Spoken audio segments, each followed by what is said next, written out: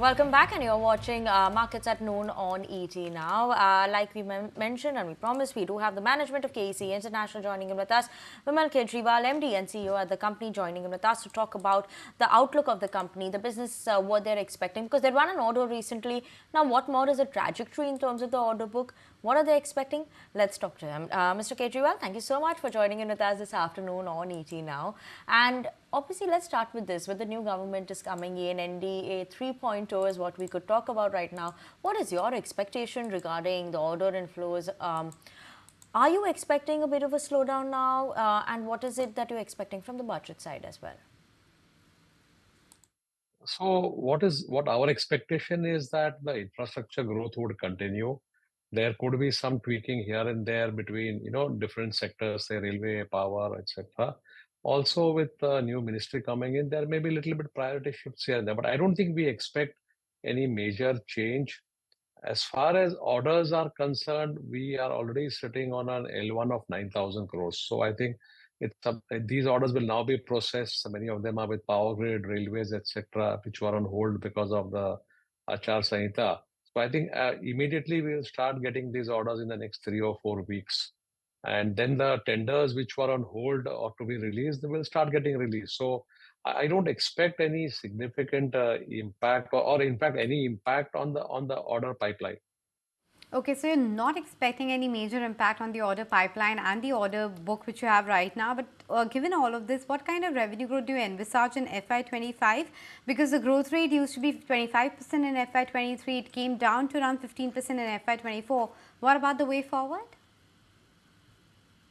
I think our expectation is that we will grow around 15%. So with the current revenue of almost 19,900, we should be reaching around 23,000 crores is our expectation.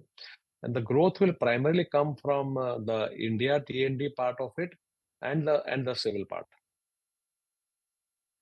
Also, just want to understand a bit more in terms of the expectations that one could have in terms of the margins for FY25, and when do you expect them to come back to the double-digit margin growth?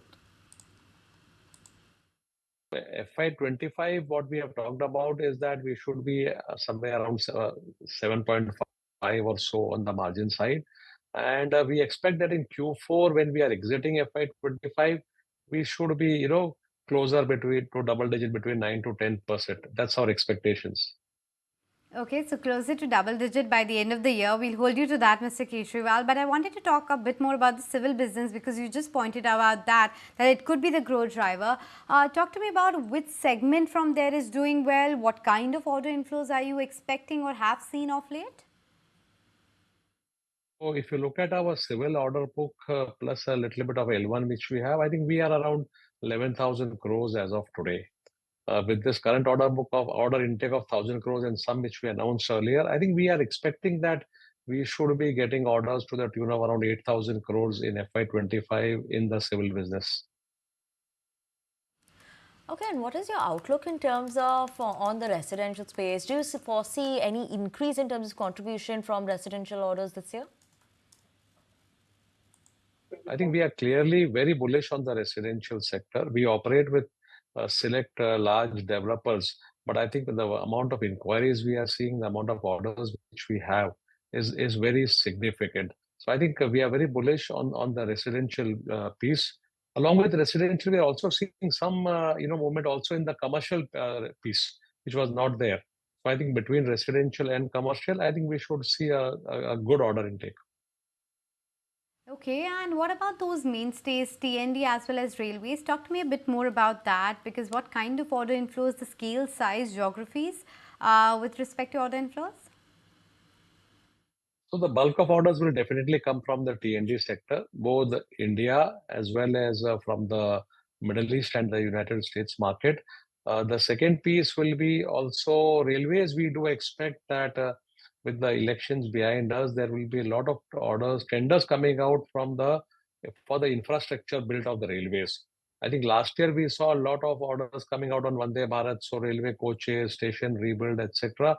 I think this year we do expect that the railways will change track and start, giving out orders for infrastructure. But since the tenders are now coming out, probably the orders from that will start flowing in probably Q3 or so. Right, Mr. Kejriwal, that's on railways, but what about exports and how is the export demand looking like, and the geographies that you're present in, what is the opportunity at the moment that you're seeing there, and do you plan to enter any other new geographies? So if you look at exports and international markets, there are two or three areas which are looking very promising. One obviously is Middle East, and Middle East is not just Saudi but also UAE. We are seeing a large number of projects being announced or tenders being issued by UAE also along with Saudi.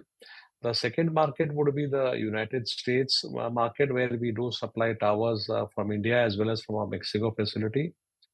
And thirdly, we are now expecting that orders would start coming in from our nearby countries like Bangladesh and Nepal, where because of Bangladesh, especially because of elections, we had seen a slowdown. But now, since the elections are over there also, so that country also we will start seeing orders coming in. So between Middle East, North America, and the SAARC countries, I think that's the area where we will grow. Okay, Mr. Kejriwal, on that note, we'll let you go. Appreciate you making time and speaking with us. Well, the market is inching higher as we speak, and select names, especially from the real estate, infrastructure,